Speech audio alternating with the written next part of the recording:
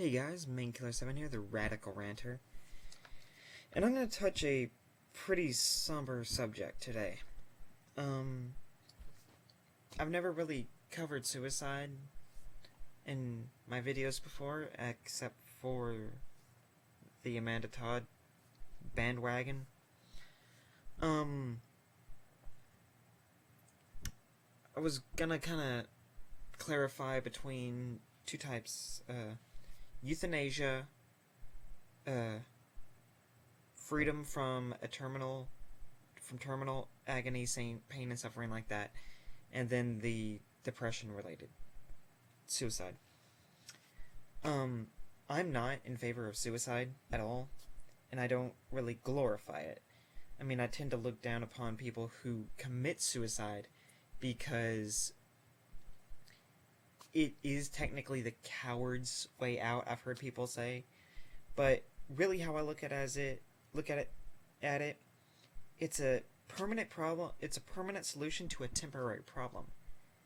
Your life is not always going to be that bad. Every person has their ups and their downs. There's got to be a balance in your life. There's going to be an extreme amount of good and an extreme amount of bad. You have to find that balance.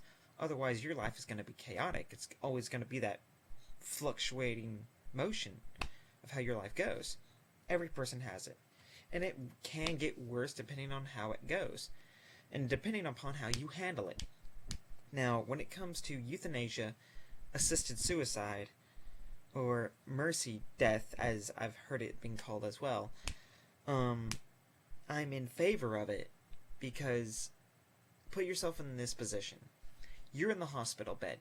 You have just been told that your last few weeks, hours, days, maybe even months are going to be filled with excruciating, bone-breaking, gut-wrenching pain, like your guts are being pulled out through your, like your intestines are being pulled out through your throat, your lungs are being pulled out through your ass.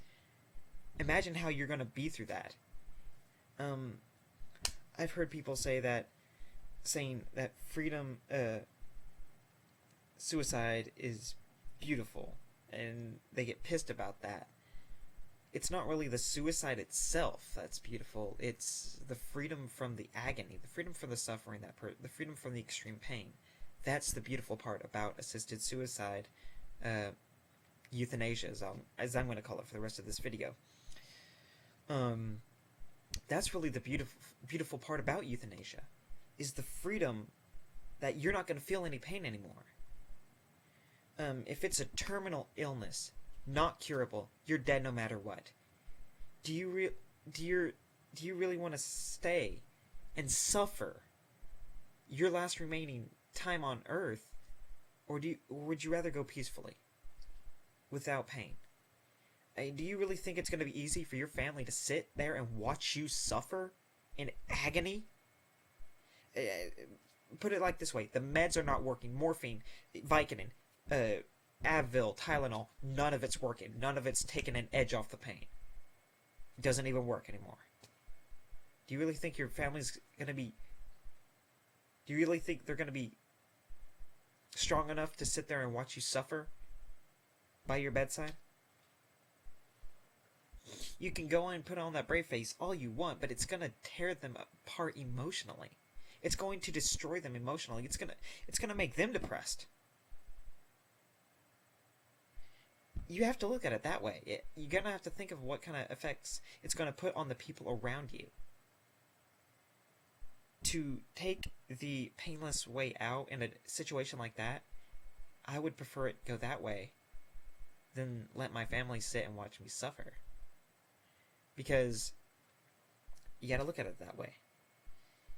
The same for an animal. Like, if my cat or my dog ever gets to that point where their life is nothing but pain now, just a constant agony, why not give them a pain-free death? Put them out of their misery. Euthanasia. Mercy death. Instead of watching your animal, your pet, go through misery and have it tear you apart emotionally and mentally and physically, give them the freedom, That's the beautiful part about euthanasia. It's not the death itself. It's the freedom from the suffering that is the beautiful part about it. And I've heard people tear that apart, and there's no logic behind it. You really think staying on this earth and suffering through the disease just for your family is a better way to go? You really want to put your family or your friends through that kind of hell? Don't fucking sit there and tell me that kind of shit, because then it just shows how fucking stupid you are on the matter. You obviously don't care for them if you're gonna put them through that kind of hell. I mean, it's heartless. And I know it is a bit hypocritical coming from me, somebody who wants to destroy and wipe off half the world's population, talking about assisted suicide and being caring and compassionate on other people's feelings and not putting them through some kind of hell, when I'm the type of person who wants to annihilate more than half the world's population. So yes, it is a bit hypocritical, but I'm looking at it like this. These are people I care about. These are people I know personally, I respect, I care for, I love. More than half the world, I don't know them, probably never will, and most of them are immoral, and well, immoral people aren't really worth respecting anyway. In that point, back to the topic at hand. I just don't understand that point, that illogical standpoint of staying alive, regardless of what terminal illness you may be diagnosed with. If you got Ebola, take the euthanasia. You're gonna be bleeding out of your eyes, your nose, your mouth, your ears, for Christ's sake. Take the euthanasia. Ebola's it's fatal if you catch it. It's a terminal brain tumor. You gotta weigh the cons and pros of euthanasia before you can make a real good decision. It's always better to take the painless way out, so your family doesn't have to see you suffer in those kind of situations. But if it's a situation where, like, your girlfriend just broke up with me, my world's falling apart, I just lost the man I most loved, there's no other guy like him, or it's like, just lost my family member, dad, mother, etc., brother.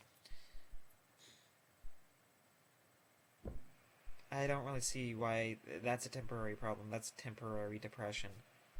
Unless you're a person with clinical depression, then it's get help. I don't glorify suicide. I hold very little respect for people who do commit suicide like Amanda Todd. Permanent solution to a temporary problem. That's all it was. And she made her own stupid mistakes led to the hell she got. That's pretty much how I see it.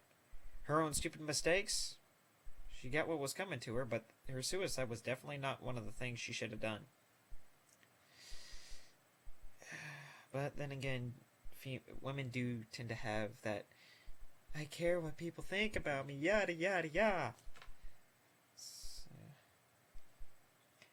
As my girlfriend would say, grow a pair, fuck everyone else, do what makes you happy. Be happy for yourself. Live to your own expectations, not anybody else's. Then you never have disappointments for yourself. That's how I live. That's how my girlfriend lives. Until next time, this has been Main Killer 7, the Radical Ranter. Out.